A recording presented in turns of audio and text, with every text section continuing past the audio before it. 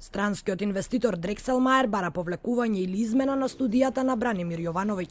Од Дрекселмаер ги демантираат изнесените наоди за починатата работничка, лошите работни услови и прекувремената неплатена работа. Дрекселмаер бара од Јовановиќ да ги направи измените до 28 овој месец. Јовановиќ во наредното издание ќе го објави одговорот од Дрекселмаер, иако посочи дека барал став од нив уште при пишувањето на студијата. Од сите контактирани странски инвеститори, единствено Кромберт и Шуберт испратиле одговор.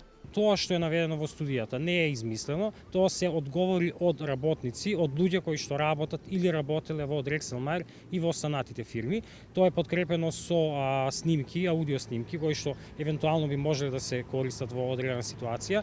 И исто така морам да нагласам дека работниците, дел од работниците кои што ми даду интервјуа, ми се јави истиот ден и ми кажа дека се спремни јавно да сведочат за тоа какви се условите таму. Од Дрекселмаер не ни одговорија што ќе преземат по овој рок, ниту пак колку пари добиле од државата во форма на субвенции. Тие стојат на ставот дека фабриката има добри работни услови. Дрекселмаер доби одговор од господинот Бранимир Јовановиќ во врска со реакцијата која му беше испратена од наша страна. По разгледувањето на неговиот предлог ќе му биде одговорено. Како интернационална компанија, Дрекселмаер има исти работни стандарди низ целиот свет. Предходно, вработените во Дрекселмаер излегоа на штрајк барајќи ги за останатите плати и подобри работни услови. Дел од штрајкувачите беа отпуштени, а работници пред камерата на ТВ24 зборуваа за состојбите кај странскиот инвеститор. Да се осеќаш навреден ако ти се приводи ВЦ, значи мораш да одиш да го прашаш тим лидерот, може ли да одам до ВЦ?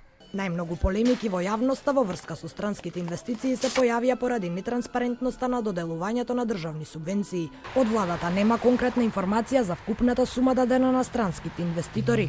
Оттаму рекоа дека се работи за класифицирани информации. Политиката на привлекување странски инвестиции беше критикувана не само поради нетранспарентноста за државните пари, туку и поради недостатокот на конкретна студија за бенефитот и трошокот на државата од нив.